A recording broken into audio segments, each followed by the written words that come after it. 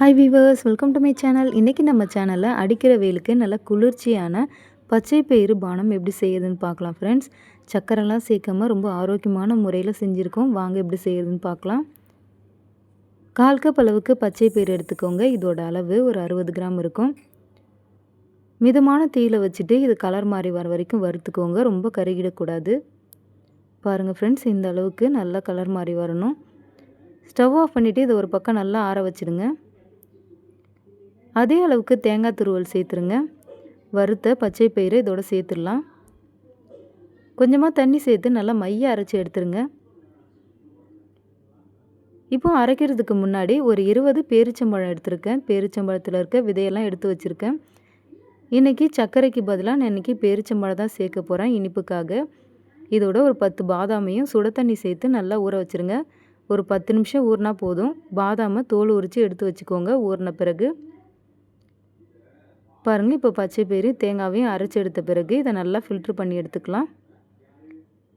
பாருங்கள், இந்த மாதிரி சின்ன ஜன்னி வச்சு நல்லா வடிகட்டிக்கோங்க. இல்லைனா சுத்தமான காட்டன் துணி இருந்தாலும் நல்லா வடிகட்டி எடுத்துக்கோங்க. இந்த மாதிரி டீஸ்பூன் வச்சு இதோட கப்பிகளை நல்லா ஃபில்ட்ரு பண்ணி எடுத்துடலாம். ஃபில்ட்ரு பண்ணி எடுத்த பிறகு மறுபடியும் ஒரு கப் தண்ணி சேர்த்து இதை நல்லா அரைச்சி எடுத்து நல்லா ஃபில்ட்ரு பண்ணிக்கலாம். சரியாக ஒரு 1.5 லிட்டர் அளவுக்கு தண்ணி சேர்த்து இதை 2-3 முறை இதே மாதிரியே அரைச்சி எடுத்துக்கோங்க. பாருங்கள், இதே மாதிரியே நான் 2-3 முறை அரைச்சி எடுத்து நல்லா ஃபில்ட்ரு பண்ணிக்கிறேன். இது எல்லாத்தையும் நல்லா ஃபில்ட்ரு பண்ண பிறகு இந்த பச்சை பயிறு பால் பார்த்திங்கன்னா இந்த அளவுக்கு நல்லா திக்காக இருக்கும். இப்போது அதே மிக்ஸி ஜாரை வாஷ் பண்ணிவிட்டு ஊற வச்ச பேரிச்சம்பழத்தை தண்ணியோடு சேர்த்துக்கோங்க. பாருங்கள், பாதாமை தோல் உரித்து எடுத்துகிட்டு அதையும் சேர்த்துக்கலாம்.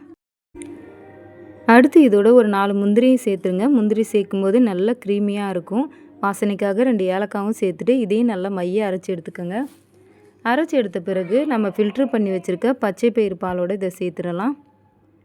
இனிப்புக்காக இன்றைக்கி நான் பேரிச்சம்பழம் சேர்த்துருக்கேன். பேரிச்சம்பழம் இல்லாதவங்க நாட்டு சக்கரை தேவையான அளவு சேர்த்துக்கோங்க. இல்லைனா வெல்லத்தை கரைச்சிட்டு வடிகட்டி கூட சேர்த்துக்கலாம். பாருங்கள், இதை நல்லா மிக்ஸ் பண்ணிக்கலாம். நல்லா ஃப்ரிட்ஜில் வச்சு எடுத்துகிட்டு கூலிங்காக குடிச்சிங்கன்னா அவ்வளோ டேஸ்ட்டாக இருக்கும் ஃப்ரெண்ட்ஸ். சின்ன குழந்தைங்கலேருந்து பெரியவங்க வரைக்கும் யார் வேண்டாலும் குடிக்கலாம். ரொம்பவே டேஸ்ட்டாக இருக்கும். பேரிச்சம்பழம்லாம் சேர்த்து சக்கரை சேர்க்காமல் ரெடி பண்ணியிருக்கோம். கண்டிப்பாக இந்த வீடியோ பிடிச்சிருந்தா ஒரு லைக் பண்ணுங்கள், சப்ஸ்கிரைப் பண்ணுங்கள், ஃப்ரெண்ட்ஸ்க்கும் ஷேர் பண்ணுங்கள். தாராளமாக 4 பேர் குடிக்கிற அளவுக்கு இந்த ஜூஸ் இருக்கும். வீடியோ பிடிச்சிருந்தா லைக் பண்ணுங்கள். Bye friends.